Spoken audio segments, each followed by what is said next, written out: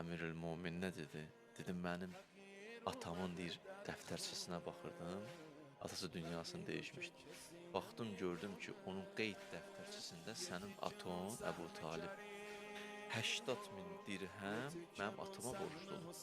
Gəlmişəm onu almağa. Məsum Mürdeyevim, yazıbsan, sən aton düz danışan kişi olub. Yazıbsa mən də verirəm. Verdim. Getdi üstündən bir müddət keçdi, qayıtdı, gəldi, sanla bağışla, dedi nə olub?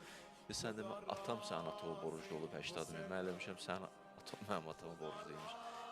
İndi belə çıxır ki, həm 80 mini verməliyəm, həm ikinci 80 mini verməliyəm. İmam buyurdu, validukə fi hillin. Aton ki, atama borcluydu, o halal elədim.